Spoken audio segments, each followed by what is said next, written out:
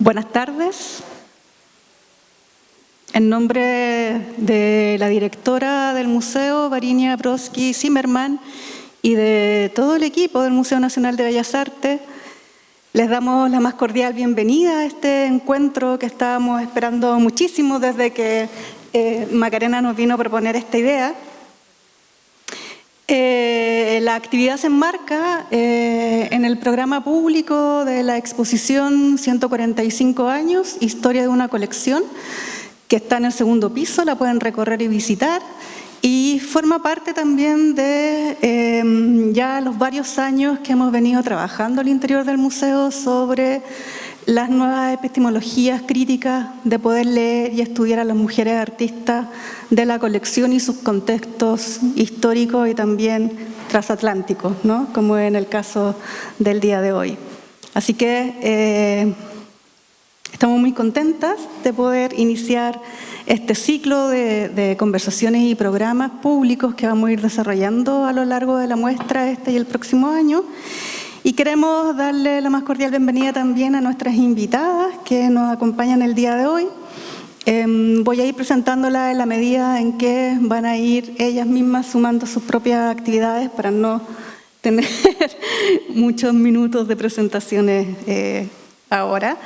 Esperamos poder tener también un espacio de participación con ustedes, que puedan sentirse también convocadas y convocados a dialogar con las invitadas, a hacer sus preguntas, pero también sus comentarios y narrar sus propias experiencias en torno al tema que nos convoca el día de hoy, ¿no? De mujeres visionarias, nuevos paradigmas sobre arte y esoterismo. Nos acompaña la doctora Pilar Bonet, investigadora, historiadora y crítica de arte y diseño, docente en la Universidad de Barcelona y de la Universidad Ramon Llull, presidenta de la Fundación Josefa Toirá, directora del grupo de investigación Visionary Women Art. Su trabajo se centra en el arte y la espiritualidad de mujeres visionarias europeas, explorando los vínculos entre arte, diseño, artesanía y activismo social.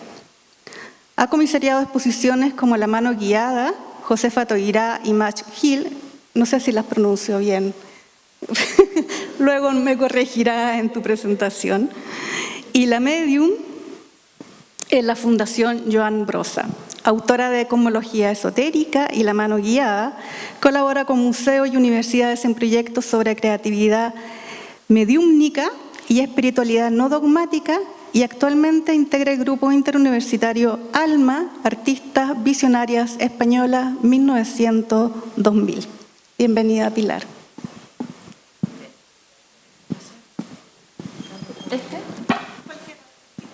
A ver, esto y para pasar.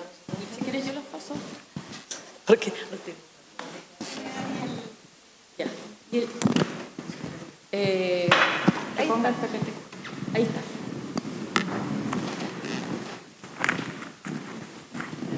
La pantalla sirve para dar las gracias.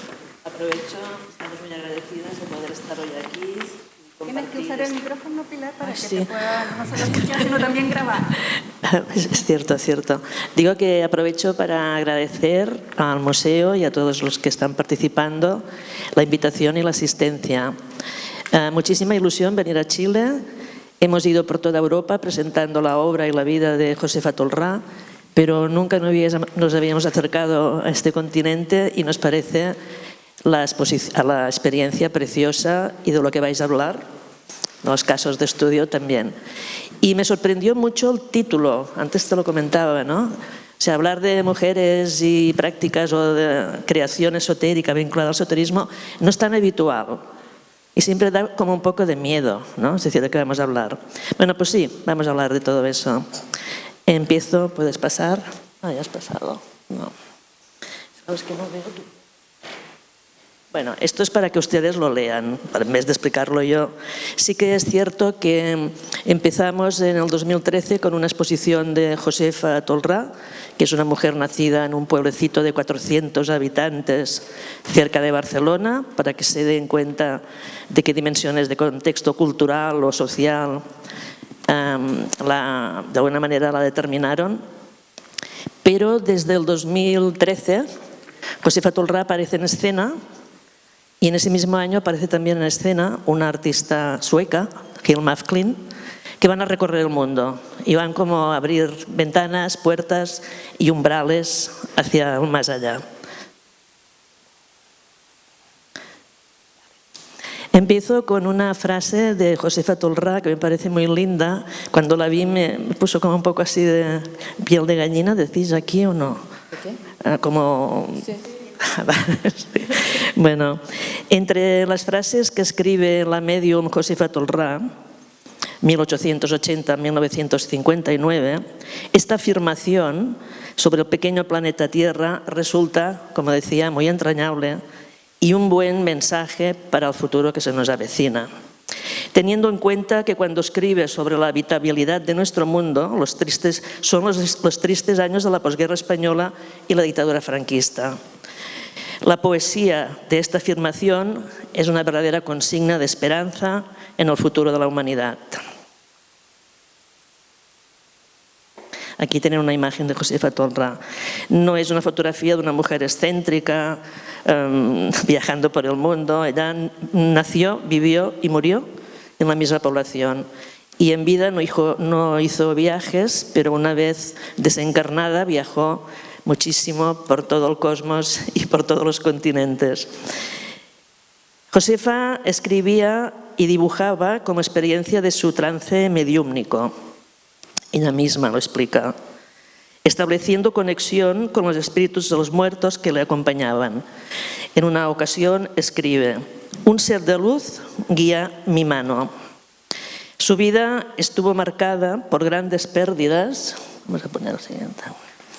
Por grandes pérdidas, en especial la muerte de sus dos hijos varones, que creo que salen en la próxima imagen. La familia de Josefa Tolrà.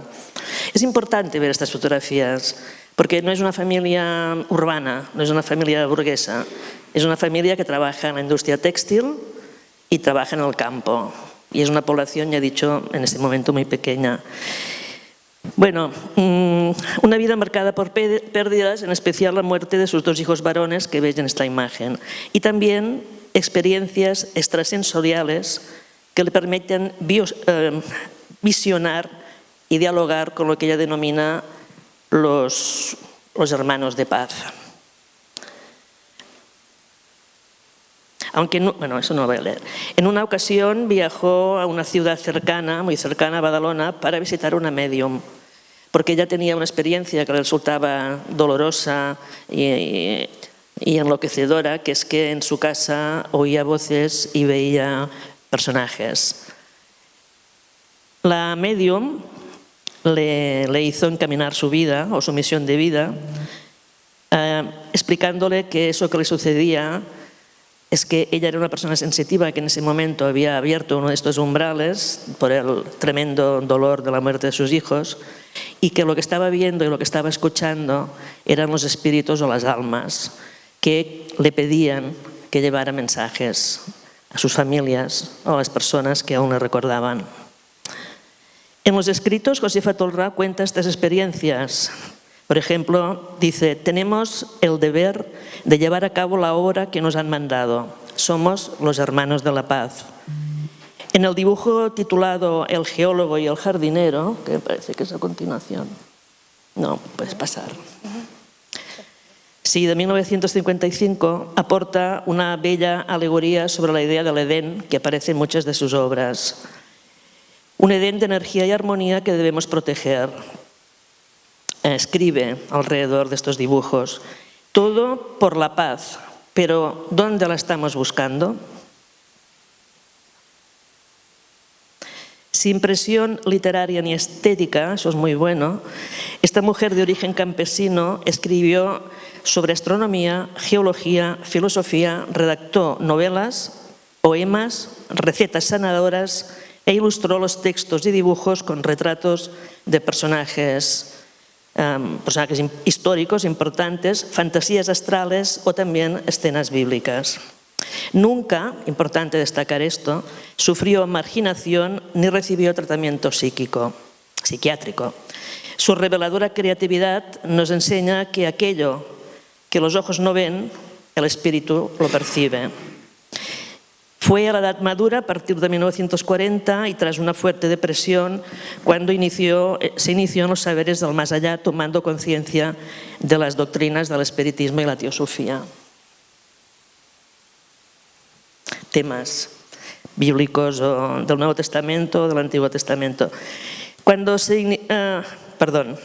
Su magnífico dibujo, el siguiente, La gran teósofa, de 1953, que actualmente forma parte de la colección del Museo Nacional del Prado, en Madrid, incluye también una leyenda muy interesante. Las leyendas que acompañan los dibujos nos han servido un poco para darnos pequeñas como pistas o despistarnos también, porque a veces es un título que no coincide con la imagen o no sabemos hacerla coincidir.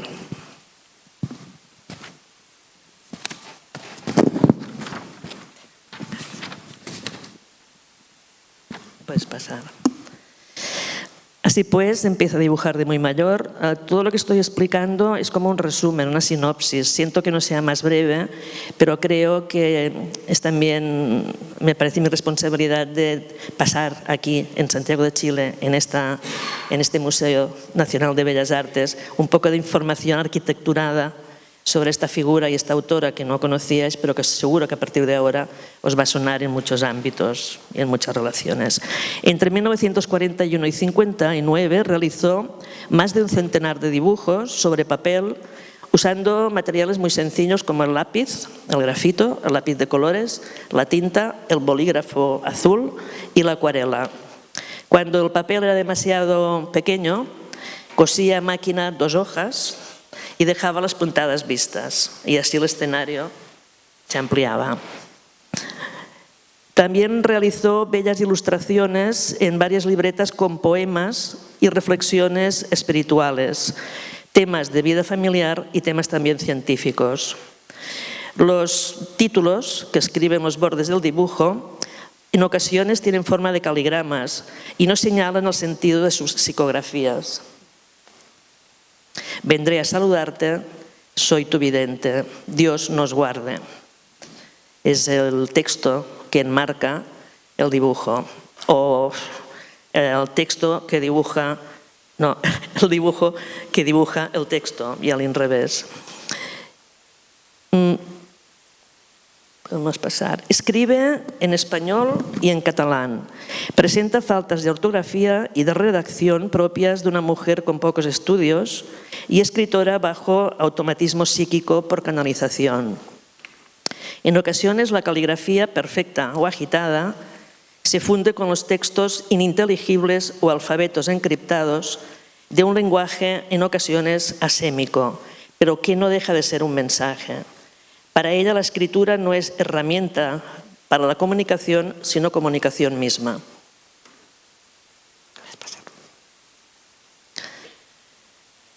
Esta creativa, aquí vemos un dibujo en relación al público para que veamos también los formatos. Hay desde formatos muy pequeños, los mayores son de 100 por 70 o 70%. Esta creativa, admirada por sus vecinos y familiares, nunca realizó estudios artísticos. Los dibujos se gestaban en la canalización de mensajes y no responden a los paradigmas modernos relacionados con la idea de autor o de originalidad o de lenguaje, ni los modelos académicos. Ella no hace un dibujo abstracto, figurativo, expresionista o cubista en absoluto, no tiene referencias estilísticas porque no las tenía, y tampoco creo que nosotros debemos buscarlas, sería como un error. Su obra se activa con la pulsión mística y se nutre de esa experiencia extrasensorial. Josefa aprende a dibujar en la práctica diaria y a través de la necesidad interior de hacer visible lo invisible.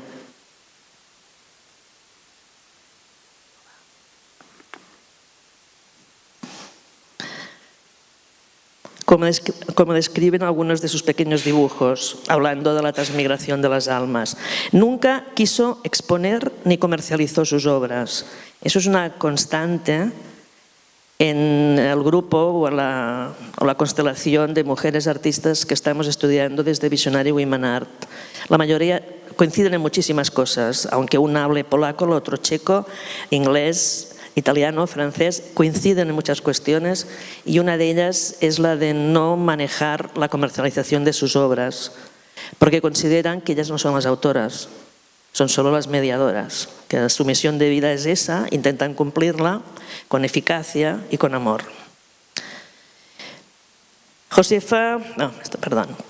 Nunca quiso exponer ni comercializó sus obras. Solo en una ocasión, en 1956, se mostraron unos dibujos de esta autora en la Sala Gaspar de Barcelona bajo la iniciativa de un grupo de artistas muy importantes que eran Dau al Set. Entre ellos había el poeta Joan Brossa y el artista Antoni Tàpies.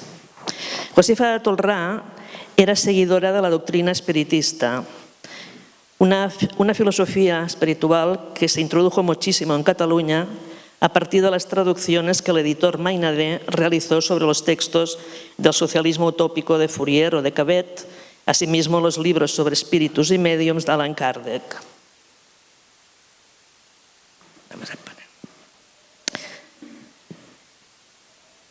Consignas, esos textos y sus mensajes que impactaron entre las clases humildes como promesas de esperanza desde una espiritualidad liberada de jerarquías que suponía un retorno a las fuentes del cristianismo más antiguo, el cristianismo social.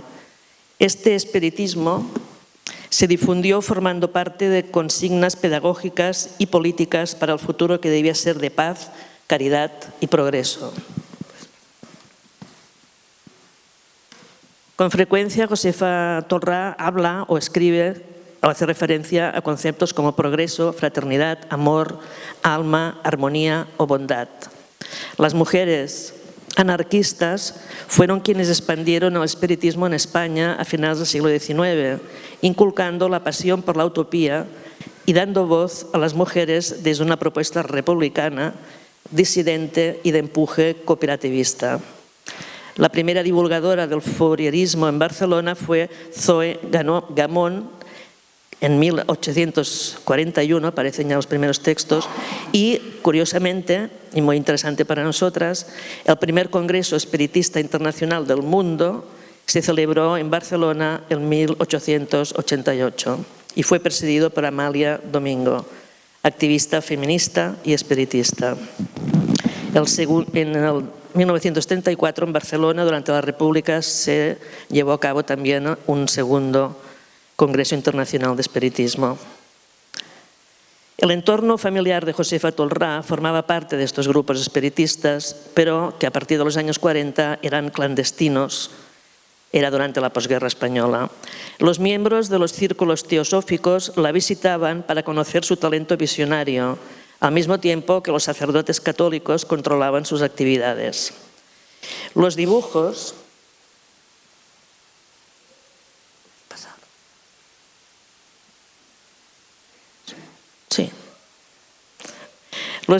los realizaba mientras atendía a la familia y vecinos que la reclamaban como sanadora y vidente. Josefa Tolrà veía el aura de las personas y utilizaba el péndulo para interpretar las fuerzas electromagnéticas y así poder aliviar los males o los dolores psíquicos. Sus dibujos sirven de antídoto contra el malestar emocional para quien la visita y para ella misma. Por esta razón, como comentaba antes, no vendía sus obras, sino que las donaba a quien consideraba, previa consulta con sus guías espirituales, que las necesitaban. Para este artista, el genio científico de Marconi, la poesía de Verdaguer, la literatura de Cervantes o la bondad de Jesús comparten escalas de valores de la misma manera que los planetas y la diosa del fuego propician la comprensión de la energía que todo lo mueve y lo regenera.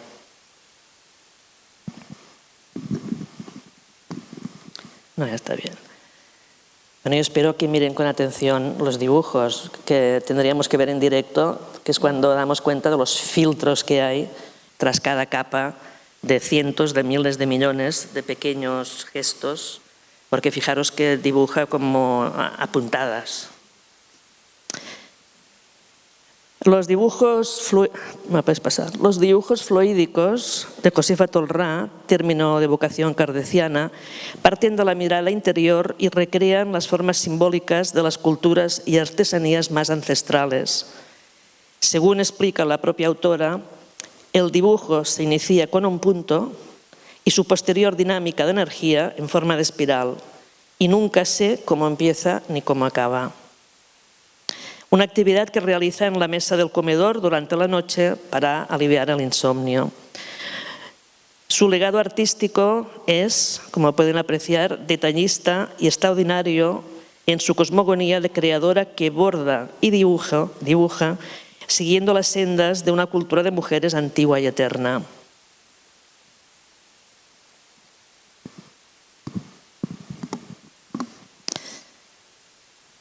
Los seres que flotan en el interior de la goleta Santa Cristina, lo hemos visto antes, son como seres alados y livianos, como ángeles que acompañan a los marineros en un océano de tinieblas.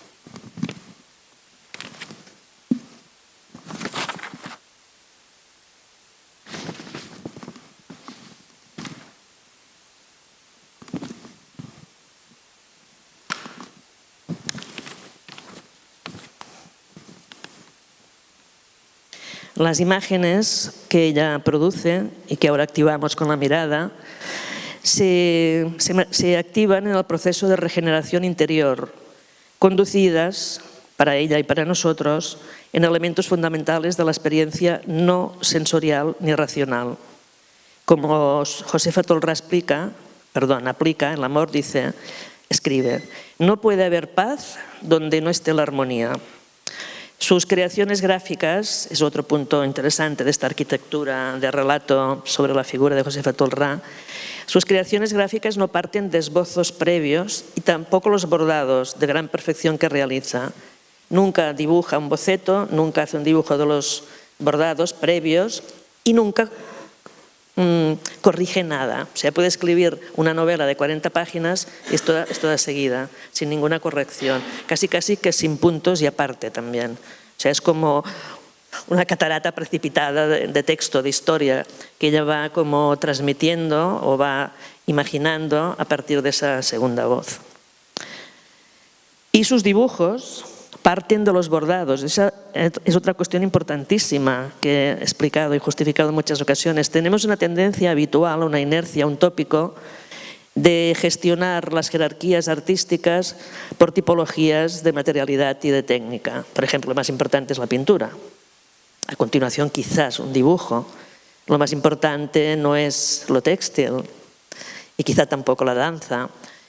Bien, para estas autoras y para Josefa Tolrà podemos observar que lo más importante es la labor textil, que es la que conoce, la que domina, la que perfecciona, y cuando se traslada al dibujo, imita, reproduce las puntadas de aguja e hilo. O sea, nunca hace trazos largos de lápiz o de tinta, siempre es clic, clic, clic, clic, clic, clic, clic, o sea, como puntadas. Un poco como la aguja cuando pincha y vuelve a salir con el hilo, o como una respiración, un proceso de meditación interior, ¿no? Que inspiras, expiras, inspiras, expiras. Ese es el ritmo y el proceso casi chamánico que tienen sus dibujos y sus bordados. Se conservan pocas telas bordadas, pero podemos advertir en esos trabajos el origen de su lenguaje materno. Por lo tanto, sus dibujos parten de los bordados y no al revés. En muchas ocasiones eso sucede y no lo percibimos. Por supuesto que el hilo y la aguja son más antiguos que el pincel y son las herramientas fundacionales de nuestra cultura. Y los bordados de Josefa Tolrà no podemos considerarlos producciones diferentes ni menores en su misión de vida. Ahora, inmersos en el ciclo de naufragios materiales y espirituales, pensar en las formas artísticas de Josefa Tolrà es un reto que debemos asumir. En los últimos años vivimos la constatación del resurgimiento de un gran interés por las formas de conocimiento y espiritualidades heterodoxas. una situación similar a la acontecida a principios del siglo XX. Autoras como Hilma af Klint, Madge Gill, Georgiana Houghton, Jean Trepied, Nina Karasek, Anna Semankova, Alexandra Ionova o Josefa Tolrá nos desvelan lo oculto a través de unas obras que debemos ver en una distancia más corta, como comentaba antes, para apreciar sus profundidades y sus cosmologías. Acabo. Para Josefa Tolrá, cristiana y espiritista, aquello realmente importante es el progreso espiritual, la justicia social, la paz y la poesía. Es decir, todo aquello que se contrapone a los valores materialistas y especulativos de la vida y del arte en una perspectiva de lujo y espectáculo. Nunca comercializó sus obras ni cobró por los rituales de sanación. Siempre antepuso el bien común a los intereses personales. Discreta y bondadosa.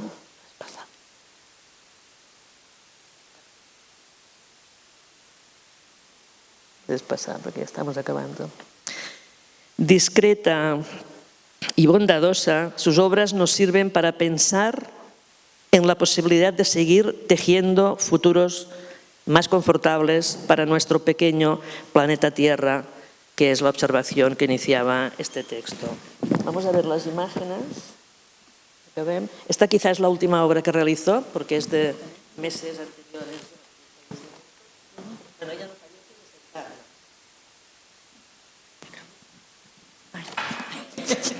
Bueno, puedes pasar porque ya es la despedida, ¿eh? O sea, esto es para que vean un poco las proporciones y las relaciones y también de constelación de dibujos.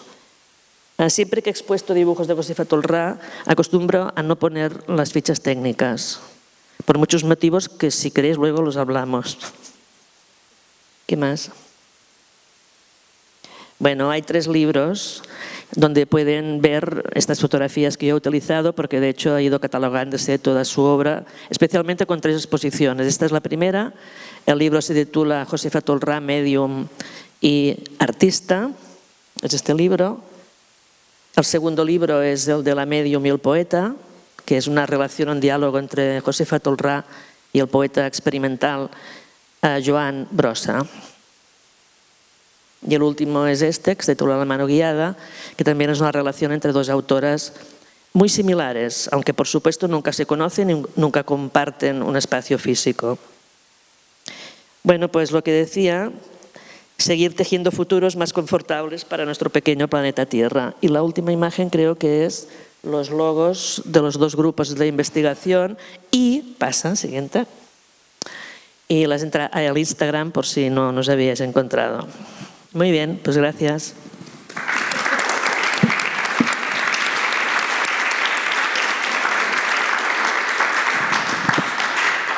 Muchísimas gracias, Pilar, por traernos a esta maravillosa artista Josefa, que la conocemos aquí, al menos yo, por primera vez.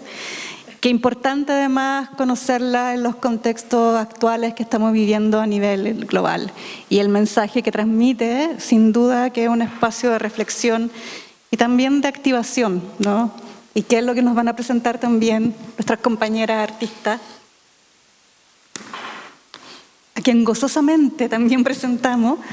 Bienvenida Mapi Rivera, artista e investigadora nacida en Huesca en 1976, doctora en Bellas Artes con la tesis El sentido luminoso de la luz, aproximaciones entre creación y experiencia visionaria, licenciada en Bellas Artes por la Universidad de Barcelona y formada en la Universidad San Martín de Londres. Es integrante del grupo de investigación también de las Visionary Woman Art. Su trabajo aborda la inspiración mística y visionaria a través del dibujo, la escritura canalizada, la fotografía y el video, explorando los vínculos entre arte, espiritualidad y percepción sensitiva. Ha realizado numerosas exposiciones en España y Europa, incluyendo Foto España y Arco Madrid, y ha recibido más de 20 distinciones, entre ellas las becas Ramón Assini Begap, así como el Premio Arte y Letras de Fotografía y el Julia Margaret Cameron Award. Actualmente imparte cursos y seminarios sobre inspiración, dibujo y escritura canalizada. Muchas gracias al Museo Nacional de Bellas Artes Muchas gracias a Macarena Urzúa por esta invitación y gracias, Pilar, por invitarme al viaje, que ha sido toda una aventura. Y, por supuesto, muchas gracias a todos los que estáis aquí. A ver. Claro. No, porque iré pasando bastante. Bueno, a mí siempre me gusta empezar hablando de la infancia porque creo que es un poco la semilla donde ya palpita lo que somos y lo que seremos. Entonces, bueno, sencillamente comentar que yo desde niña era una persona muy ensimismada y ya tenía como unas percepciones de luz, me sentía como atravesada por un flujo de luz y pasaba pues horas jugando y dibujando en el jardín de mis abuelos. Y creo que intuitivamente fue por esta razón por la que decidí formarme en Bellas Artes, porque pensé, bueno, aquí podré como recuperar esa sensación oceánica de la infancia y de alguna manera estar conmigo misma y volver a invocar esas luces que de algún modo pues se habían apaciguado.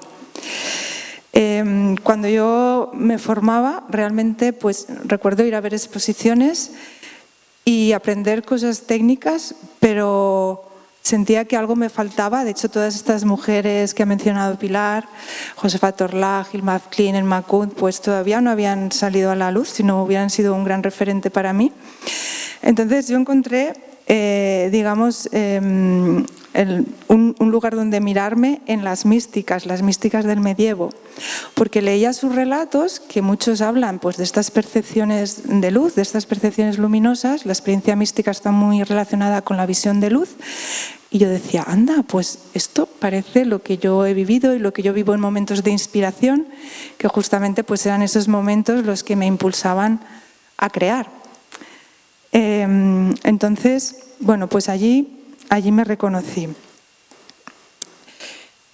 Voy a pasar como una selección de imágenes. Tengo una trayectoria muy dilatada y además trabajo en series, pero he seleccionado como una imagen de cada serie. Esta, por ejemplo, es una serie que se llama Heliosis y aquí tenemos un homenaje a Teresa de Ávila. Ese dardo de oro que le toca el corazón.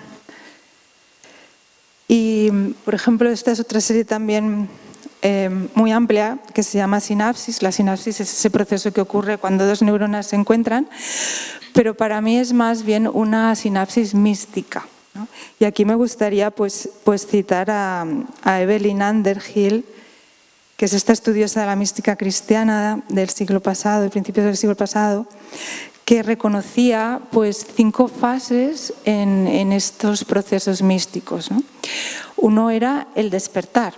Primero tienes que sentir ese anhelo, ¿no?, de percibir un poco más allá.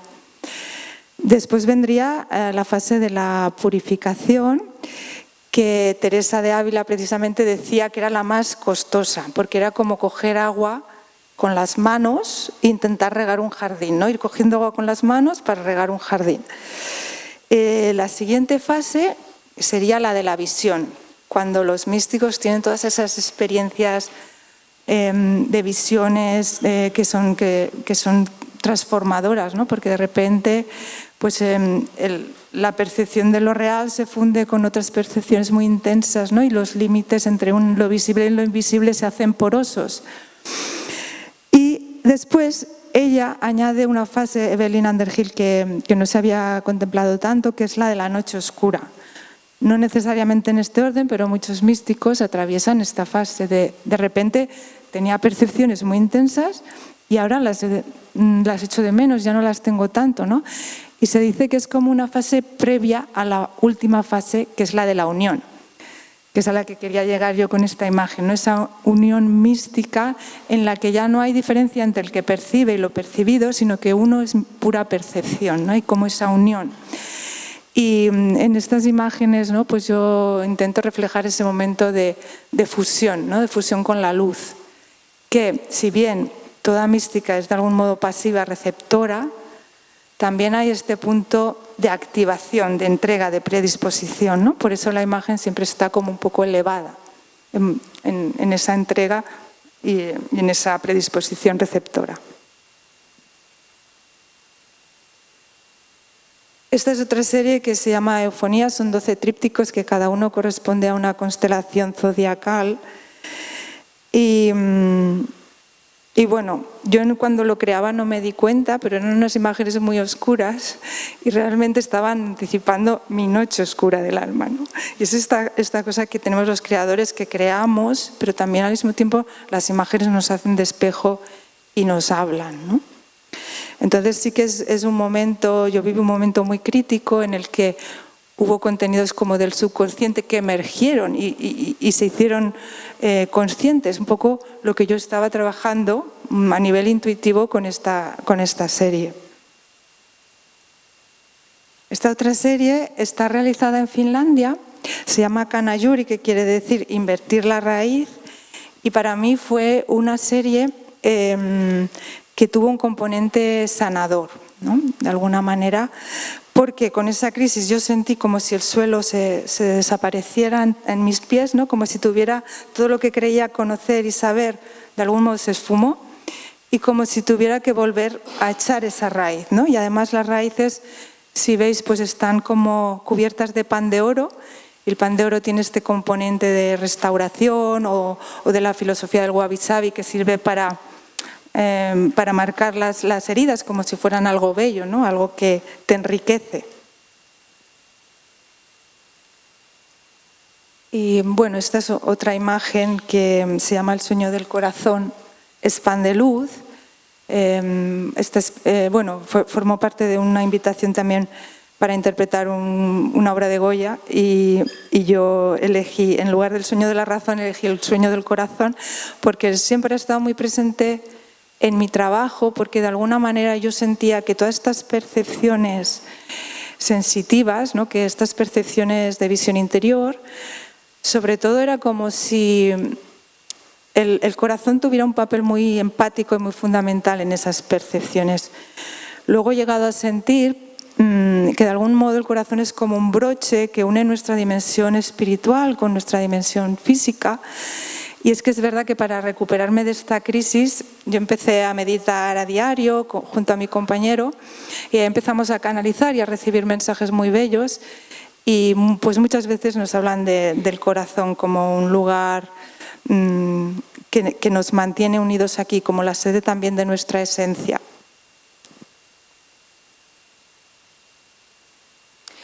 Ahora, sin detenerme mucho, voy a ir como atrás en el tiempo, porque ahora os he enseñado unas imágenes de un periodo que me ha ayudado a explicaros todas estas referencias, pero os voy a pasar así, casi sin hablar, una secuencia pues, de mi primera trayectoria, que era más analógica, y en la que yo trabajaba mucho el tema del tejido, también este centro cordial, y era una especie, para mí, eran muy...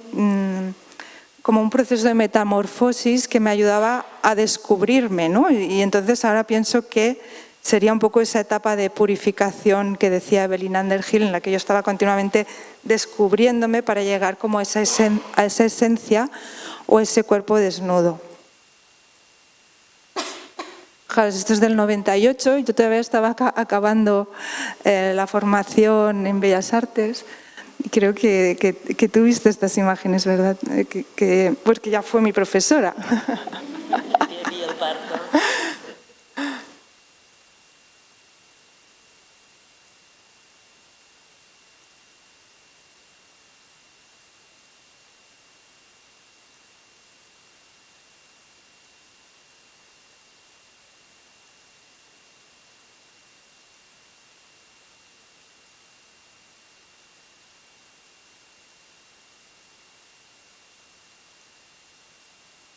Este es un proyecto que interpreta el tema de la anunciación.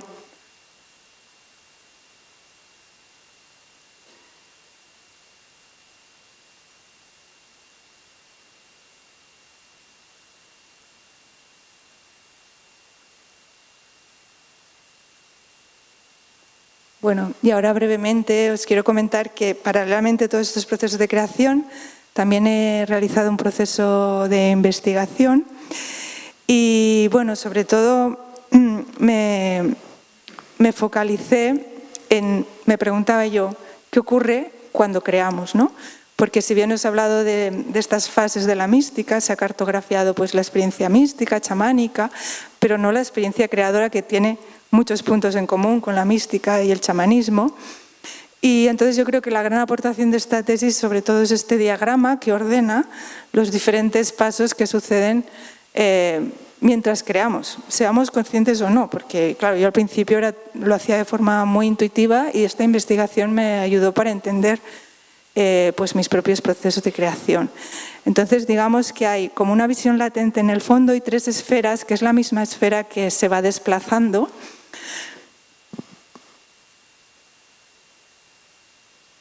La primera es el cuerpo de percepción, es nuestro cuerpo de percepción, pero digamos en un estado alterado, dilatado, más poroso.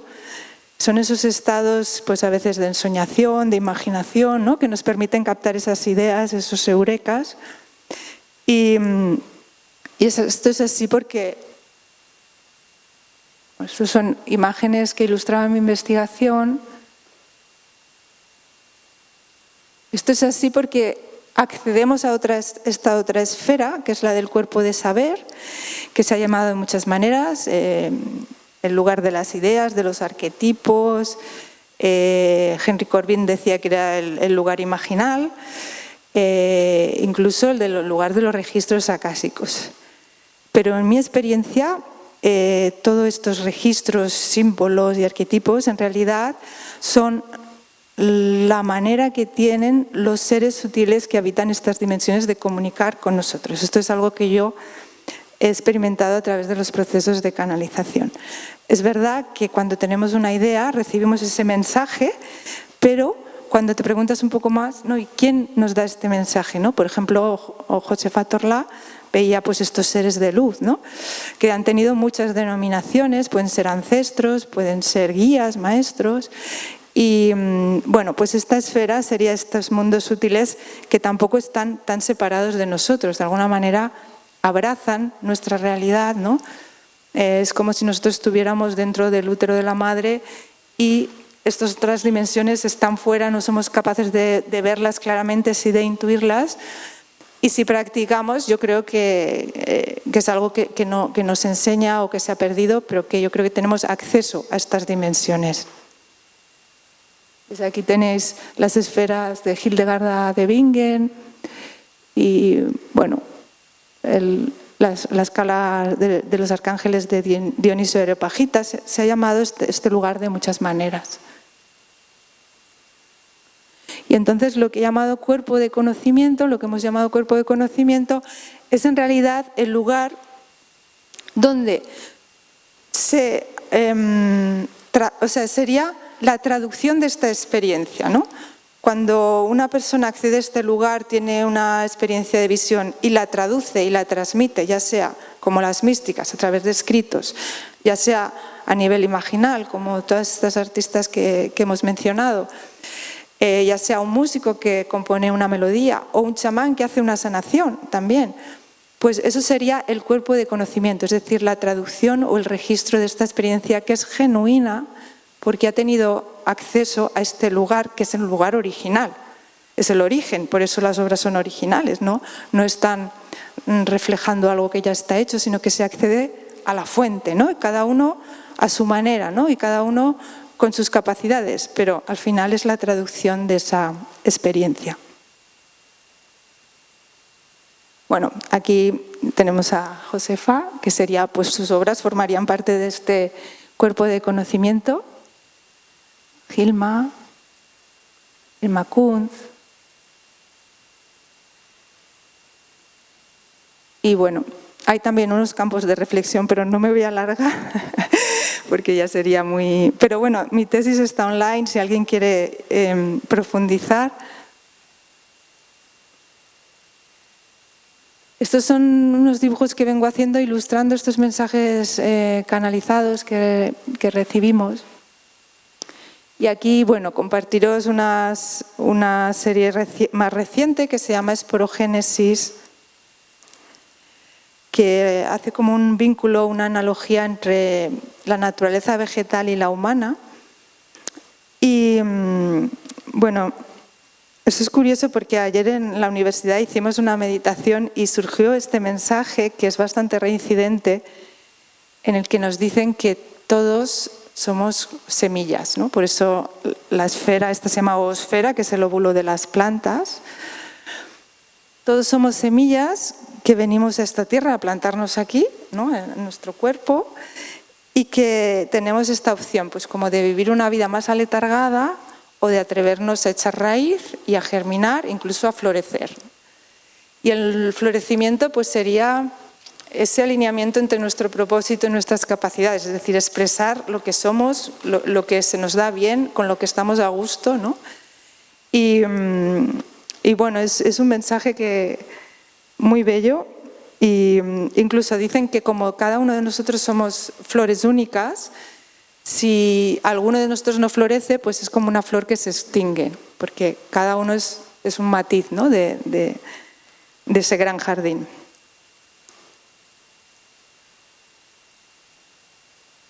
Más dibujos. Y bueno, acabaré con esta imagen que se llama augoides, que quiere decir cuerpo de luz, que tiene forma de auge, de luz, de esplendor, y está un poco inspirada en esta balanza de los egipcios, ¿no? Que nos recuerda que el corazón tiene que estar ligero antes de marchar, ¿no? Que tiene que pesar como lo mismo que una pluma.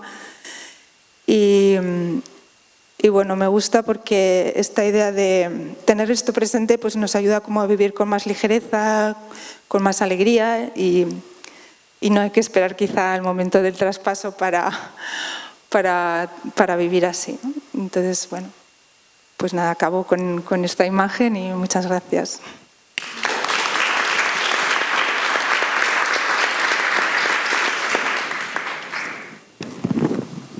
Muchísimas gracias, Mapi. Continuamos con nuestra querida Isidora Cahuac Aguad, artista visual, nacida en Santiago de Chile, licenciada en Artes Visuales con mención en Grabado por la Universidad de Finisterra y magíster en Arte con mención en Artes Visuales en la Pontificia Universidad Católica de Chile. Integra el Seminario Permanente de Estudios sobre Esoterismo Occidental desde América Latina del Instituto de Investigaciones Filológicas de la UNAM. Actualmente representada por la Galería Patricia Redi, ha expuesto su obra en Chile, México y Japón en espacios como el Museo de Arte Contemporáneo Quinta Normal, donde actualmente tiene una exposición curada por nuestra coordinadora artística Daniela Berger, que también nos acompaña, en el Palacio Pereira, el Centro de Extensión del Ministerio de las Culturas Centex, la Galería Sagrada Mercancía y el Pabellón de Chile en Expo Osaka 2025.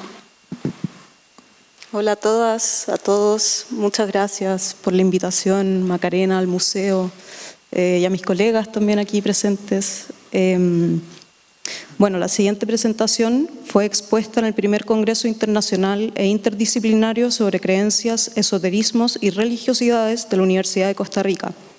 Y hoy quisiera compartirla con ustedes. A continuación, se analiza el proyecto artístico Espíritus Domésticos, llevado a cabo durante el año 2025, gracias al Fondo Nacional de Desarrollo Cultural y las Artes, FONDART, principal programa público de financiamiento a la creación artística en Chile.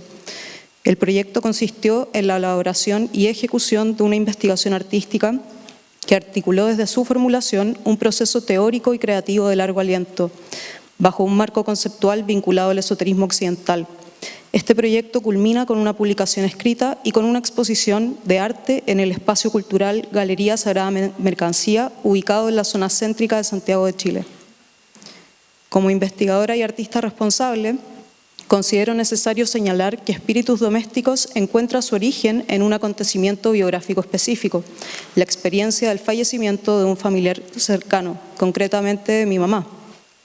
Este hecho motivó una investigación orientada a resignificar la muerte y a explorar las posibilidades de comunicación con aquello que se inscribe en la dialéctica ausencia-presencia. Esta motivación inicial derivó en una indagación centrada en el espiritismo practicado en Chile durante el siglo XIX y en su estrecha relación con el espacio doméstico, actor fundamental, y destaco la palabra actor para este proyecto porque goza de un rol propio y dicotómico, ya que es un territorio privado, pero también colectivo e incluso público, al estar atravesado por múltiples voces, presencias y encuentros que permitieron a las mujeres desplegar formas compartidas de agencia creativa, espiritual e intelectual, independiente de los límites sociales que restringían o condicionaban la participación femenina. Los primeros documentos del espiritismo en Chile se remontan a la ciudad de Chillán, al sur del país, donde en 1862 se publicó la primera traducción al castellano del Libro de los Espíritus de Allan Kardec. La aparición de esta edición, cuyo traductor o traductora se mantuvo anónimo, generó un gran revuelo en la prensa local y una inmediata reacción de la Iglesia. Sin embargo, a pesar de la censura y de las múltiples polémicas, el texto circuló entre lectores de Santiago y otras provincias, encontrando especial interés entre profesores, estudiantes, hombres de letras y mujeres de clase alta. Aunque los inicios fueron discretos, en la década de 1870 el espiritismo comenzó a adquirir visibilidad pública. En ese periodo se fundó el primer centro espiritista en Santiago de Chile y se comenzaron a publicar varias revistas relacionadas con estas materias. Estas publicaciones, además de permitir la circulación y difusión de cuestiones espirituales heterodoxas, también abrieron un espacio, como señala la investigadora Macarena Ursúa, para la participación pública de las mujeres, ya fuera como médiums, traductoras o autoras que utilizaban seudónimos y firmas veladas al escribir. Aunque el espiritismo se manifestara tanto en el norte, centro y sur del país, es posible identificar una gran presencia en la zona central, especialmente entre las familias adineradas. Durante ese periodo, el auge salitrero permitió a la élite chilena construir residencias en Santiago, reflejando su poder económico y su afán por emular tendencias extranjeras. Bajo esta contextualización histórica y considerando que muchas de estas propiedades han sido destruidas o, por el contrario, han sido conservadas como lugares patrimoniales, para la formulación de espíritus domésticos se estableció como punto de partida el estudio del inmueble que hoy, en el año 2025, aloja la Galería Sagrada Mercancía. Este espacio cultural está ubicado en Santiago Centro, específicamente en República, un barrio que se consolidó entre mediados del siglo XIX y comienzos del XX como uno de los sectores residenciales más exclusivos de la capital. En ese periodo, diversas familias de clase alta construyeron sus hogares, influenciadas por modelos europeos y por los ideales de modernización del entonces intendente de la ciudad, Benjamín Vicuña Maquena, figura implícitamente relevante dentro de la historia del espiritismo en Chile, ya que tras su muerte, su esposa Victoria Subercasó participó activamente en sesiones llevadas a cabo en su propia residencia. Así, con el objetivo de indagar en la historia de la locación de la galería y examinar posibles cruces con el espiritismo, se consultó el número de identificación fiscal de la propiedad en el Servicio de Impuestos Internos chileno, obteniendo los datos de quienes fueron los antiguos dueños del lugar. Con esta información se trazó una genealogía y, a pesar de que no se encontró un vínculo directo entre dueños anteriores y prácticas espiritistas, sí se identificó un antecedente histórico relevante. María Torres Reyes, heredera del inmueble hasta su fallecimiento, era la bisnieta de María Luisa Recabarren Rencoret, una distinguida señora de la élite chilena que fue retratada en 1844 por el pintor Raymond Montboisin. Este artista de origen francés llegó a Chile en 1843 y se estableció por un largo periodo, retratando a la alta sociedad y a la clase política. No obstante, Montboisin mantenía un gran interés por el espiritismo y se relacionó con Kardec, como señala el historiador David James. Montboisin se hizo amigo íntimo de Kardec, fundador de la Sociedad Espiritista de París. Para esta sociedad pintó 4 escenas de la vida de Juana de Arco. Las 3 primeras han quedado en la intimidad del círculo espiritista. El encuentro de este acontecimiento permite establecer un diálogo entre tiempos pasados y presentes y entre el espacio y las memorias familiares o presencias invisibles que lo habitan. De esta manera, la investigación artística se nutre de aquel cruce que resignifica el espacio, el cual en tiempos anteriores funcionó, entre otras cosas, como complejo habitacional y hoy como galería de arte. Desde este hallazgo, el proyecto priorizó la experiencia perceptiva y sensorial que se podía desplegar en el lugar, considerando la posibilidad de activar su carga histórica y afectiva mediante la construcción de una atmósfera cálida, doméstica y cuidadosamente generada. Si bien toda manifestación artística suscita una experiencia en sí misma, en este caso se reconoce esa condición y se potencia de manera intencional. La exhibición se compuso de una escultura central y un sistema audiovisual de doble proyección. En el primer sector de la galería se dispuso dicha escultura, un triángulo macizo color negro con letras y números tallados en su superficie, cuya forma proviene de uno de los primeros diagramas para la correcta realización de sesiones mediúmnicas publicado en 1901 en la revista Reflejo Astral de Chile. Aunque en la publicación se describe que la forma triangular debía ser dispuesta sobre una mesa redonda de 3 patas, en este caso se reinterpreta dicha instrucción, creando un nuevo tablero de comunicación. Asimismo, la estructura está sostenida por 3 manos derechas femeninas de concreto extendidas en el suelo, mientras una cuarta mano permanece suspendida desde el techo a modo de péndulo. Esta mano colgante presenta leves movimientos acentuados gracias a la animación que se presenta por las vibraciones del lugar. Esto debido a la vejez del espacio, y en la imagen de allá podemos ver cómo oscila esta mano. Rodeando la estructura central, 7 cirios de color negro cromático se alzan sobre bases metálicas para configurar un perímetro circular, tanto para aludir a la disposición de las sesiones espiritistas como para establecer un ritmo lumínico fluctuante. En continuidad con esta decisión, la luz se concibe como un elemento estructural de la obra, ya que gracias a la utilización de humo artificial denso, se logra generar una atmósfera que contiene veladuras visuales, en donde además de revelarse gradaciones cromáticas que oscilan entre tonos anaranjados y violetas, haces de luz adquieren volumen y transforman de alguna forma el espacio también. En el segundo sector de la galería se instalaron 2 pantallas enfrentadas, una en el suelo y una en el techo, estableciendo una relación entre planos, uno terrenal y uno espiritual. Aquí ambas proyecciones dialogan y las acciones de una pantalla generan respuestas en la otra. En la pantalla inferior, en blanco y negro, una figura femenina realiza acciones domésticas y rituales propios del espiritismo también, como por ejemplo poner la mesa, encender velas, cubrir un espejo, escribir automáticamente. En la pantalla superior, en tonos magenta, se muestran objetos levitantes, luces alteradas y diversas figuras espectrales. En un punto ambas imágenes se sincronizan y la luz magenta, unida al humo, crea un eje vertical, mientras un sonido mántrico compuesto por contrabajo, citar, susurros y grabaciones antiguas con mensajes ocultos intensifica la experiencia, transformando también la galería y convirtiéndola en un espacio de mediación y apertura.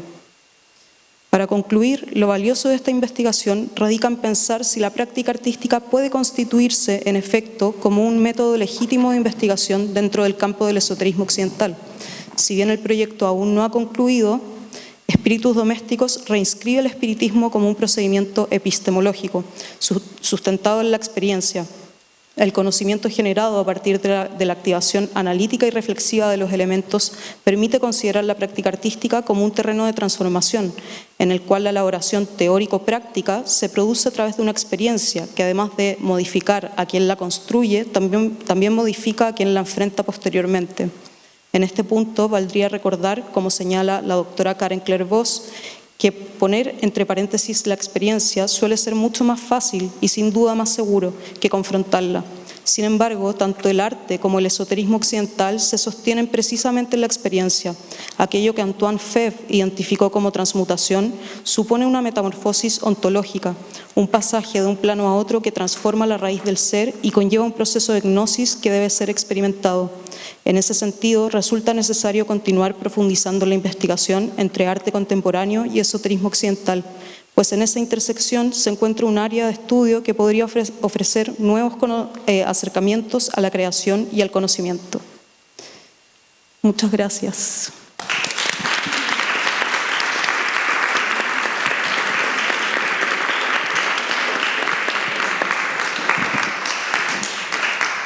Muchas gracias, Isidora.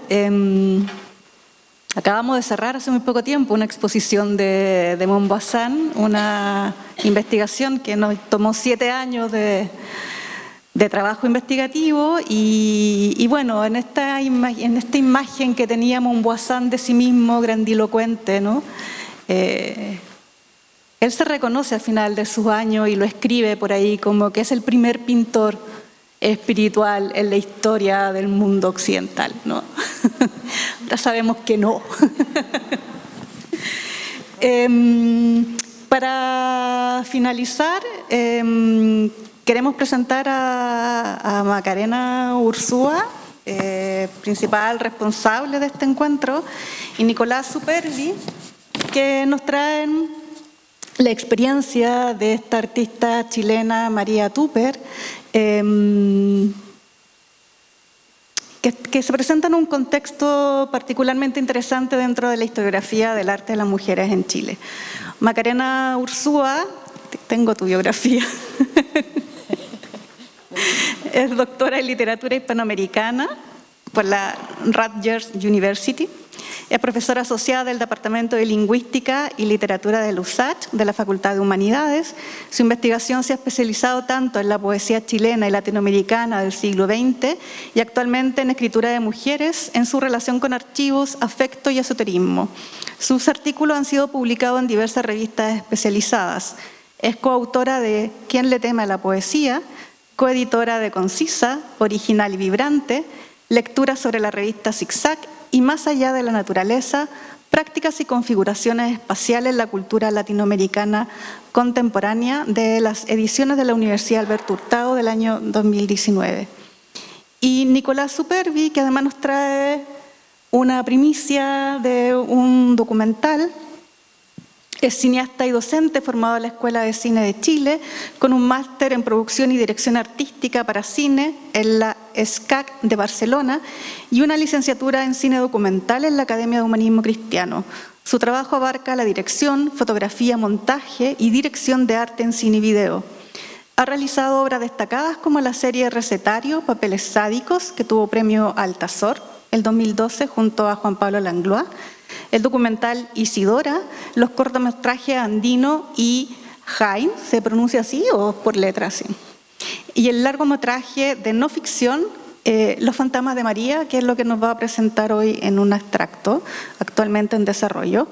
Sus trabajos se han exhibido en festivales y muestras en América, Europa y Oceanía, y paralelamente desarrolla proyectos de archivo que integran técnicas analógicas y digitales y dicta clases y talleres de arte y audiovisual en diversas universidades. Gracias. Muchas gracias a todo el equipo del museo por albergar esta actividad. Y bueno, gracias a todo el público por venir también. Y a la familia de María Tupper, que por ahí las veo, así que muchas gracias, que también están aquí.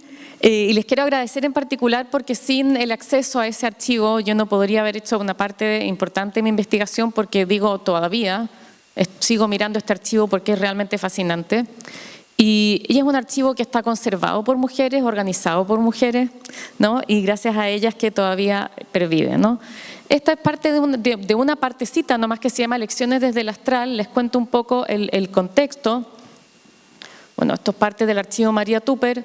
Ella fue una artista, ¿no?, que expuso varias veces aquí y en el Salón de Bellas Artes, ganó premios dentro del ámbito nacional sobre todo, ¿no? Y forma parte de este grupo que, si bien algunos críticos como Bernardo Surcasó hablan de estas mujeres excéntricas, yo quiero hablar de mujeres extraordinarias, ¿no?, como había hablado con Pilar, que tienen esta relación afectiva y artística, ¿no?, en el caso de María Tupper con las hermanas Morla, con Inés Echeverría, con Gabriela Mistral incluso, ¿no? Entonces es una red que es un poco subterránea, que hay que meterse para poder conocerla un poco mejor, pero que abarca toda esta espiritualidad y también esoterismo, ¿no? Les voy mostrando algunas imágenes de archivo mío, de archivo también que tenían la familia de María Tupper. Y una de las cosas que dice, por ejemplo, Roxanne, que era una cronista de la revista Zigzag de la época, es que María Tupper pintaba y dibujaba con frenesí, que era una trabajadora como sin parar. Y es algo parecido a lo que tú dijiste de Josefa Tolrá, creo que ayer o antes de ayer, ¿no? Y que estaba siempre trabajando y también con una vocación de ayudar al prójimo también, ¿no? Bien, aquí hay imágenes de María Tupper en su taller, con Lieta Pirandello, ahí se ve muy chiquitita, yo creo que Nicolás la va a mostrar mejor, que es justo la imagen. Lieta Pirandello es la que está a un lado de la radio, que es del retrato que estaba antes en el afiche, ¿no? Bien, ahí está María Tupper. Bueno, hay que decir que también todo esto es una enjambre familiar súper interesante. Hablo de enjambre tomando las palabras de la misma María Tupper, porque el marido de ella era muy aficionado a la fotografía y a filmar, entonces hay un registro increíble de todo esto, ¿no? María Tupper junto con las hermanas Morla, Inés Echeverría rodeaba un poco este grupo, Isabel Barros, que es la abuela de Isabel Allende, la Casa de los Espíritus, autora de la Casa de los Espíritus, tienen un grupo que se llama el Grupo 7. Y en este grupo 7, ¿no? Se juntan, hacen espiritismo, rezan, es una mezcla, ¿no? Donde también hay elementos del cristianismo Rosacruz y se comunican a través de planos astrales y psíquicos entre ellas, ¿no? De eso hay registro en las cartas, ¿no? Y en las cartas, en la ficción de Isidora Aguirre y también de Isabel Allende. Pero al entrar a este archivo, ¿no? Se conoce el arte de María Tupper, el arte expuesto en museo, una parte, ¿no? Y un poco más ese componente un poco más academicista y no mucho menos los cuadernos donde se ve esa pulsión espiritual, esa meditación, por ejemplo, este poema que está ahí, ¿no? Que a mí me fascinó, los dibujos y las lecciones desde el astral, que para mí fue como una revelación, ¿no? Explico un poco el contexto. María Tupper tiene aquí en Chile al maestro pintor ruso Boris Grigoriev, quien viene comisionado por Carlos Isamit cuando se funda la Escuela de Arte de la Universidad de Chile, ¿no? Si no me equivoco. Y bueno, tanto María Tupper como otras alumnas quedan muy impresionadas. Creo que María dice, creo que la Mariana me contó, que llora cuando ve la obra de Grigoriev, ¿no? Cuando ve esta obra más de vanguardia. Ella había sido educada con Juan Francisco González, pintor totalmente tradicional decimonónico, ¿no? Bueno, Grigoriev muere el año 39, si no me equivoco, y Jimena Morla y Carmen Morla y María Tupper canalizan, lo llaman a este maestro y el maestro viene, ¿no? Y el maestro viene durante 7 sesiones, que son 7 lecciones que les deja a ellas, ¿no? Y estas lecciones desde el astral, les he llamado, pero que en realidad son clases póstumas, les ponen ella, tiene distintas, bueno, primero es Jimena la que está en trance en el Hotel Crillon y María Tupper toma nota, son en francés, y después María es un poco como no quiero decir la secretaria porque es la amanuense del grupo, ¿no? Suena más, que es la que después va a pasar en limpio todas estas lecciones desde el astral. Las lecciones son de pintura, son lecciones espirituales, son de dibujo, y yo diría que también son muy afectivas, ¿no? Y también tiene que ver con el crecimiento espiritual de cada una. Pero, por ejemplo, les pongo ahí, Leonardo dice que no es necesario marcar la línea de un cuerpo, que se debe separar sola, en fin. O a veces viene Juan Gris también a visitarla. A veces les da consejos sobre dibujo y toda una idea de una escuela de dibujo, ¿no? Como hemos hablado con Nicolás, porque esto también es otro proyecto que tenemos de hacer un libro, ojalá, sobre las lecciones desde el astral, ¿no? Traducirlas al español y que quede esto porque nos parece un registro único, ¿no? No solamente por el tema del esoterismo y el espiritismo, sino que también para la historia del arte y para los archivos de mujeres, ¿no? ¿Cómo leer esta historia de mujeres? Ayer lo hablábamos contigo también, pero algo que vengo pensando, no cronológicamente, no pensar la historia como se ha escrito, la historia del arte, la historia de la literatura, como quién la ha escrito, los hombres, ¿no? ¿Cuántas líneas hay de María Tupper en la historia del arte? No tantas, hay, pero siempre empieza, alumna de Juan Francisco González, ¿no? Hizo tal y tal, ¿no? Claro, y no se conoce muchísimo, amiga de las hermanas Morla, y de las hermanas Morla que se sabe, hay unos dibujos por ahí, ¿no? Entonces, rescatar esa historia que no está escrita así, ¿cómo se escribe? Bueno, yo les decía que la idea esta de la espiral que usan estas visionarias puede servir, no sé cómo, es algo que estoy pensando, ¿no? Pero no escribir esa historia de la misma manera que se ha escrito la historia en mayúscula, ¿no? Entonces, bueno, les pongo imágenes, porque este archivo, como les digo, es fascinante. Y como era artista ella, va tomando nota con los dibujos, o sea, va hablando Boris, o sea, Jimena, ella va tomando nota y van haciendo los dibujos, ¿no? No, es fantástico este archivo. Les pongo unos ejemplos. La eternidad es el movimiento, la simetría del movimiento es el equilibrio, se debe incorporar a vuestra tela el movimiento del alma. Y la grafía, ¿no? Bueno, también puede ser como un poema visual, ¿no? O sea, son... Y gracias al archivo que puedo acceder, vi que María estudia con The Rosicrucian Fellowship, ¿no? Y The Rosicrucian Fellowship viene del cristianismo Rosacruz, que es un cristianismo místico que nace en la tardía Edad Media, ¿no? Con un tal Rosencrantz, es perseguido, viaja por muchas partes, bueno, termina esta rama en California, San José. Y María Tupper aparentemente estudia por carta esto, y ahí esto es una nota de su estudio. El número 7 obviamente va a ser un número fundamental, bueno, para muchos para muchas gnosis, para mucho esotérico y para el Rosacruz también, ¿no? Son 7 los planos astrales, los mundos, y 7 son los discípulos que tienen que ser, ¿no? Que es el mandato de Boris. Esto lo puse porque me parece que tiene, obviamente es de 1901, me equivoqué, pero no yo, sino que generalmente está mal fechado el libro, ¿no? Este es un libro de los teósofos Annie Besant y Charles Ledbetter, donde cada forma esotérica tendría un color y una forma, ¿no? Las animo a verlo porque también se habla mucho, otra vez lo de la historia, ¿no? Y el arte abstracto es como, generación espontánea, ¿no? Y todos los esotéricos ya estaban pensando en esto, y de hecho hay muchos artistas de la abstracción geométrica, de distintos tipos de abstracción, que reconocen haber visto esto, ¿no? Lo pongo como contexto. Y hablando de este archivo, ¿no? Cómo no dejar de lado esta comunidad afectiva entre María, entre Jimena, y aquí me encanta este dibujo porque es Jimena Morla con pena, hecho por María, o el retrato de María hecho por Grigoriev. Cómo se va armando esta constelación, ¿no? La quinta clase, María Tupper con Boris Grigoriev, Marta Brunet está en la foto también, gran escritora chilena, Gabriela Rivadeneira, gran artista chilena. Entonces, ¿cómo se va armando esta otra red? Quizás constelación me gusta más porque red también es algo que ha sido tan usado por la historia, por la historia escrita ya, ¿no? Grigoriev está ahí. Preciosa la foto, un retrato de María Tupper de Siqueiros. No alcanzo a contar toda la historia, pero Siqueiros vino a Chile.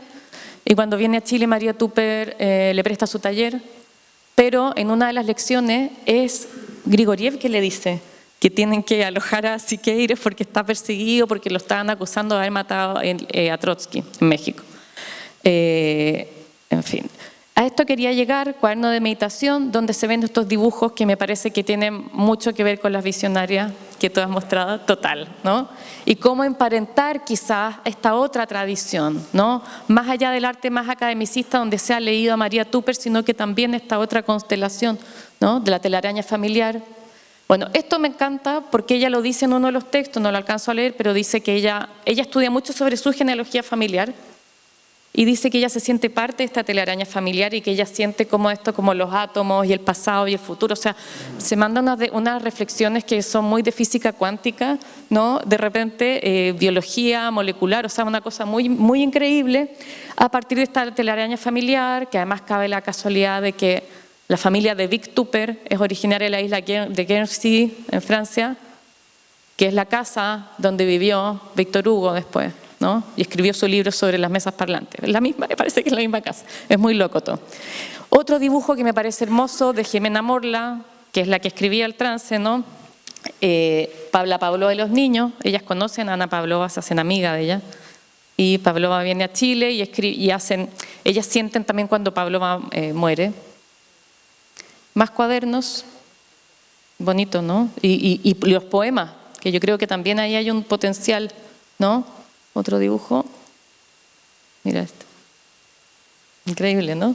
Y esto que me encanta, ¿no? Porque yo cuando vi esto fue como, estas son las lecciones del astral, pero yo me imagino que María lo habrá como retocado después, ¿no? Como tiene que ver con el orden de los colores, pero también es una cuestión totalmente espiritual, creo yo, que tiene que ver con, los planos, porque hay 1, 2, 3, qué tipos de colores, bueno, en fin. Y un autorretrato de ella. Quería quedarme con esa imagen y yo creo que ya estoy con el tiempo, ¿no? Sí. Gracias.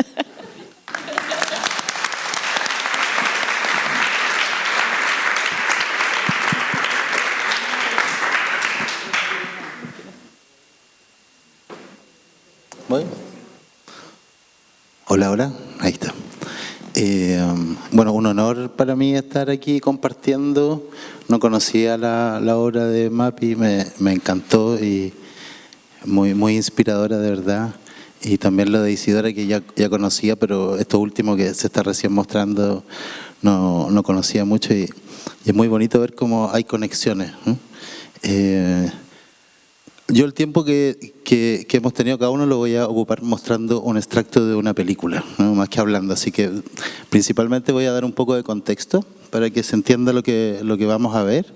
Creo que la Maca nos dejó harto spoiler lo que vamos a ver, que es bueno, yo creo. He estado trabajando en una película que está a punto de salir a la luz, para usar los términos que hemos ocupado esta tarde.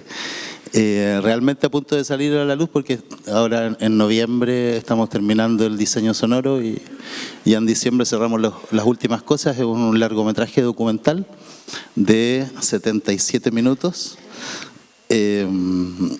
Que no sé si documental, yo lo he llamado para entenderlo un poco mejor, como un documental surrealista, o un término que se ha usado quizás más en el cine contemporáneo, que es películas de no ficción, porque no intenta hacer una biografía de María Tupper, tampoco de la época, sino más bien apela a una búsqueda quizás más sensorial, como de un viaje. Eso fue lo que quisimos retratar, donde el 100% del material es material de archivo.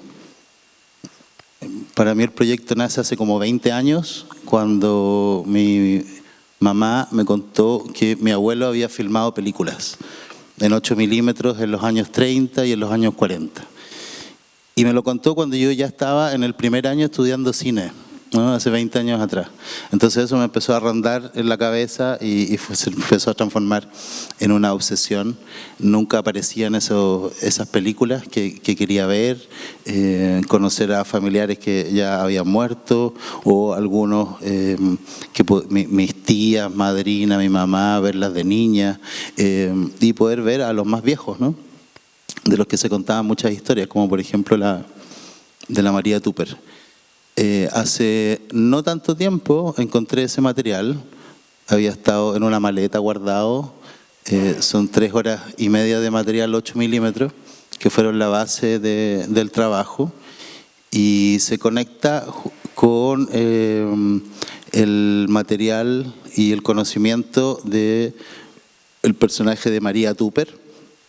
Yo ya había hecho una película y una investigación antes sobre su hija, que es mi tía abuela, la Isidora Aguirre, la dramaturga, ¿no? Creadora de la Pérgola de las Flores. Le va a cargar, nos va a venir a penar, porque siempre decía que la Pérgola le había opacado todas sus otras obras, que escribió muchísimas. Y bueno, la Isidora contó mucho, tuve la suerte de poder me he conectado con muchas mujeres increíbles en todo este proceso, en ese tiempo con la Andrea Jeftanovich, que está aquí hoy día, que los dos empezamos de alguna forma al mismo tiempo a investigar sobre la Isidora. Y en ese archivo, cuando murió la Isidora, yo ya había hecho la película, la Andrea me pide que yo vaya a registrar cómo guardaban el taller y toda la casa de ella, todos sus archivos, que era muy conmovedor, muy especial, porque se reducía toda la vida de uno y de una escritora de 92 años en cajas, ¿no?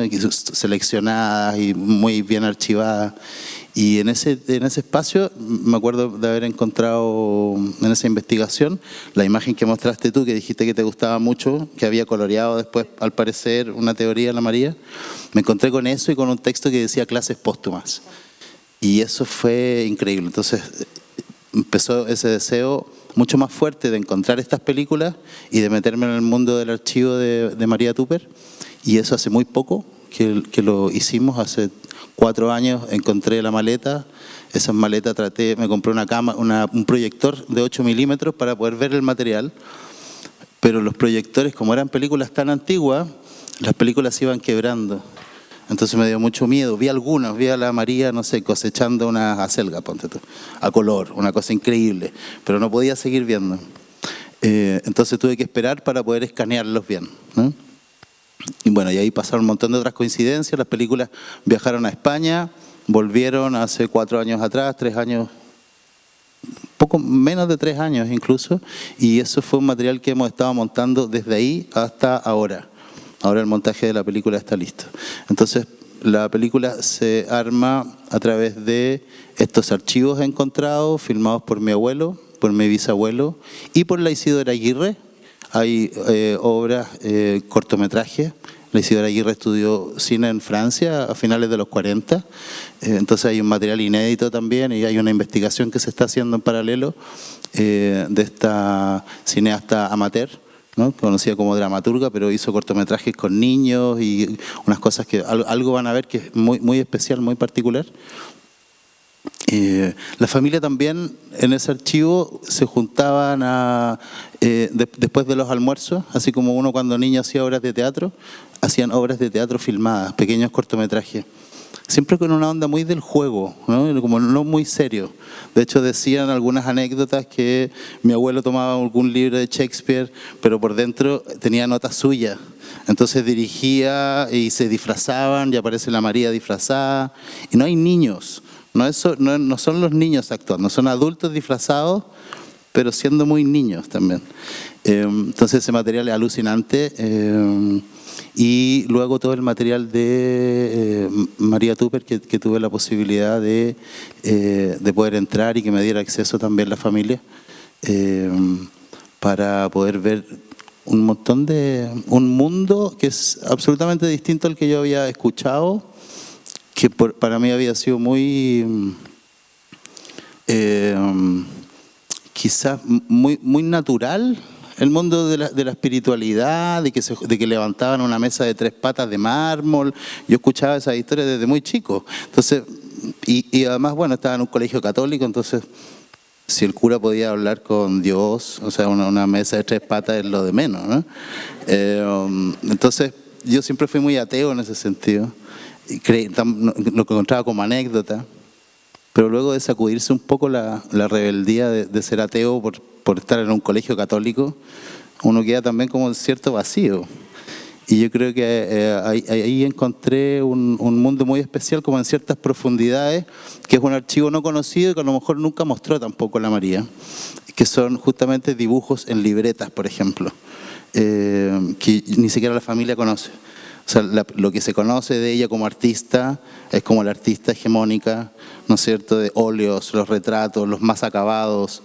Entonces yo empecé a encontrarme con, por ejemplo, mi tía Elisa tenía unas pinturas en cartones que están como craquelados, o dibujos que estaban en estas libretas, pensamientos, poesía, que entraba, no sé, como en un mundo paralelo al del ser artista profesional, ¿no?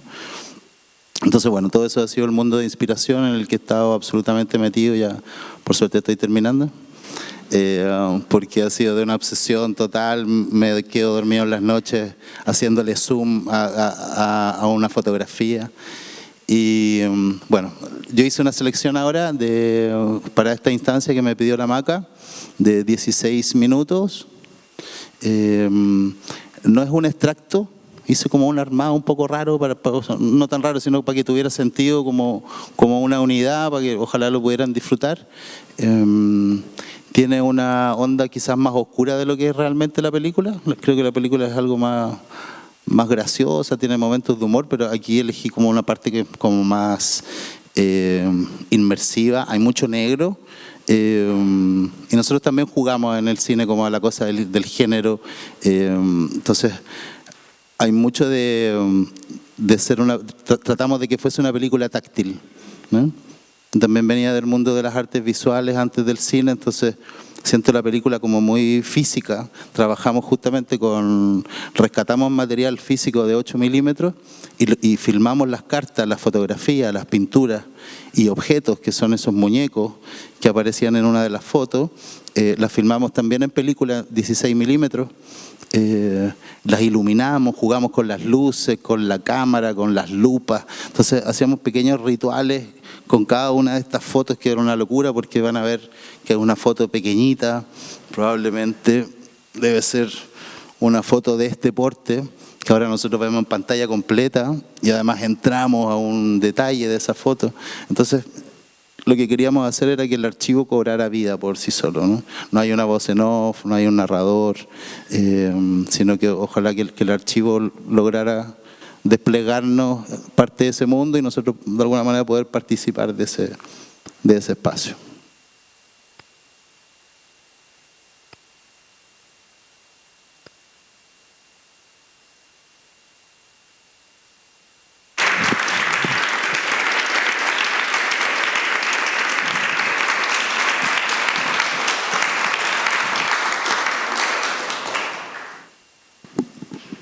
Muchísimas gracias, Nicolás. Maravilloso material que nos presentaste.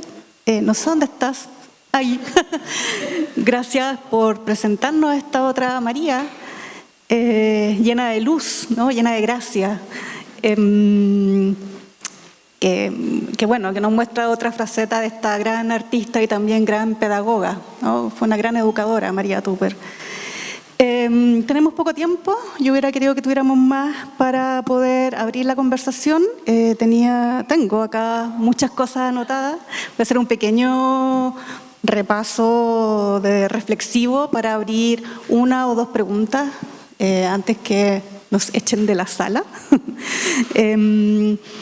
Nada, qué importante es recuperar las genealogías femeninas, ¿no? Y con ello no solo me refiero a la genealogía familiar, de lazos de sangre, sino también esta genealogía de mujeres en una nueva historiografía del arte, no solo chileno, ¿no? También en estas relaciones, como lo decía al inicio, transatlánticas. Cómo comparten también estrategias y recursos, ¿no? El dibujo, la escritura automática, el uso del francés, ¿no? Ya lo decía Inés Echeverría, ¿no? Usar el lenguaje como una forma de decir aquello que no podemos decir en el espacio de lo público a través del español. Y cómo también se van construyendo estas redes de mujeres, algo que muy bien decías tú, Macarena, ¿no? Siempre se nos presenta en una genealogía masculina, siempre vinculada a los padres, a los maestros, a los hermanos, a los maridos, ¿no? A todas esas relaciones masculinas. Qué importante es poder entender también las relaciones entre mujeres, y lo vemos mucho, no solo en el espacio de lo doméstico, sino en los talleres femeninos. No solo tenemos a María Tupper, también tenemos, ¿no? Con las Morlas, Gabriela Rivadeneira, Marta Brunet, probablemente por ahí también estaba Sara Malvar, la Mina Llanes, en ese mismo grupo, en ese mismo círculo. Tenemos otras artistas que transfiguran también desde el espiritualismo, desde otras veredas, ¿no? La teosofía, la propia Gabriela Mistral, Elmina Moisán, Judith Alpí, vinculadas incluso también a las Morlas, a Luisa Lynch, y por ahí también en el ámbito de lo místico, ¿no? Rebeca Mate, con su amiga espiritual, como ella misma reconoce, María Teresa Gandarilla, que también es una pintora de la que conocemos poco y nada. Agradecidísima de esta instancia, esperamos que podamos seguir ahondando en estos espacios de reflexión desde otras lógicas, también desde lo contemporáneo que nos presentaron acá nuestras compañeras, y preguntarnos también a aquellas que ejercemos la historia del arte y quienes trabajamos en museos, ¿cómo presentamos, ¿no? ¿Desde qué lugar podemos trabajar a estas artistas? Desde estas vivencias más biográficas y personales, desde otros mundos espirituales, sin perder esa esencia en el proceso de institucionalización de sus obras, ¿no? Creo que es algo que también tenemos que pensar dentro de la propia práctica historiográfica, pero también desde la práctica curatorial y de cómo catalogamos las obras de las mujeres en los espacios de museos, categorías que están tan normadas, ¿no? Y que dicen poco de la práctica de las mujeres, sobre todo de estos espacios, incluso en el arte contemporáneo. Nada, dicho todo eso, y agradecida nuevamente de mis compañeras y de Nicolás, tenemos 5 minutos para abrir una o dos preguntas.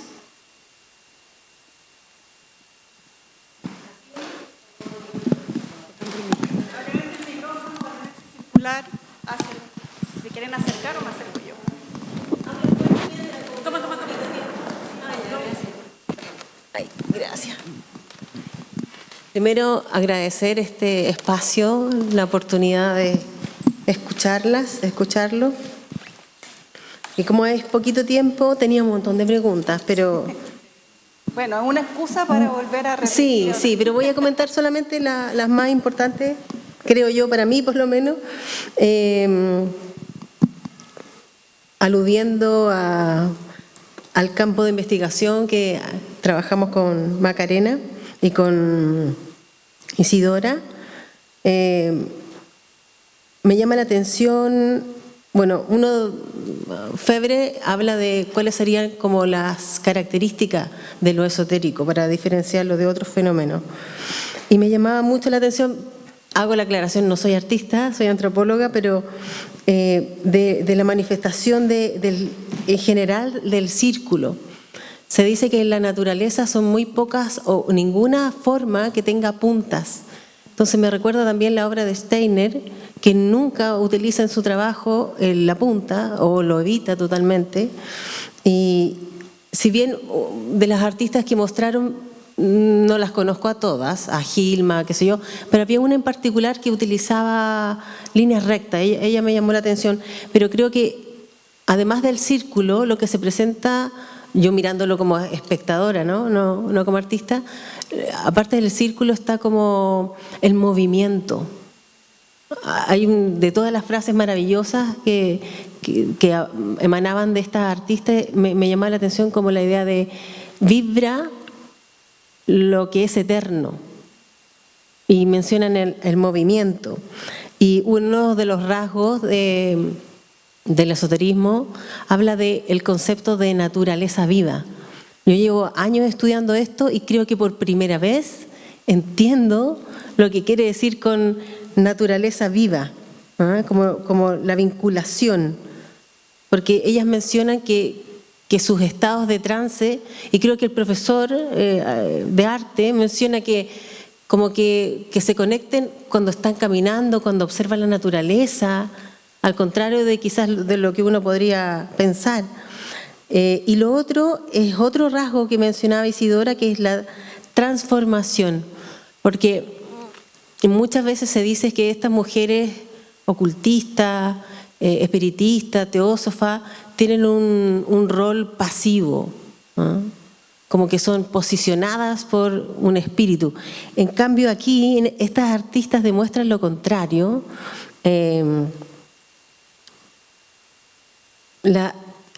No solamente la intención es comunicar, sino que transformarse, purificarse ellas mismas.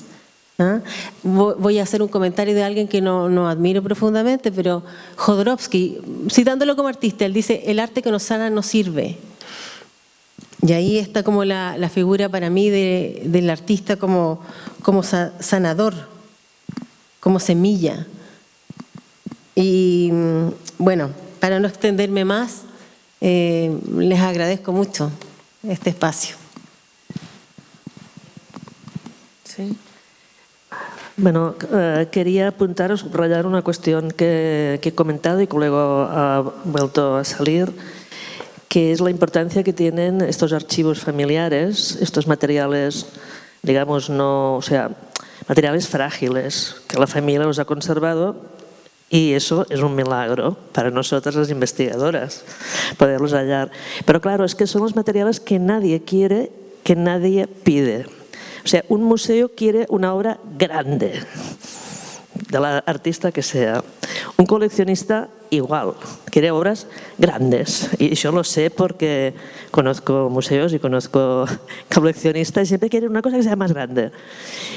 Que también me parece muy ridículo, pero bueno, de esas cosas suceden en nuestra sociedad. Quieren, por ejemplo, los papeles pequeños, los archivos, las libretas, todo eso que no se ha guardado en un taller, sino quizá en el cajón del armario de la cocina. Eso nadie lo quiere, por suerte, porque luego ha sucedido que esos materiales, sobre todo para investigar es transformar también, O sea, no es trasladar, no es pasar de un formato a otro, sino que es transformar las condiciones de la mirada estética y de la museografía, la museología, etcétera, etcétera. Esos materiales son importantísimos, y viendo este vídeo y lo que ha explicado Maca, pues me he emocionado porque es lo mismo que sucede con Josefa Tolrà. O sea, las libretas, los papelitos se han conservado más que los dibujos grandes que al final iban a parar a alguna casa, alguien los pedía, etcétera. Pero todo es un milagro y todo es extraordinario. Esos materiales. Además, los dibujos me han gustado muchísimo porque son espirales. Ahora hablábamos de bueno, alguien detrás que no he visto la cara, hablaba de esta idea del punto, del círculo que vibra es la espiral, etcétera, etcétera. Bueno, aquí hay mucho en común. Hay mucho en común y mucho a leer y muchos relatos a generar y muchos cambios a ejecutar. Lo digo por los museos.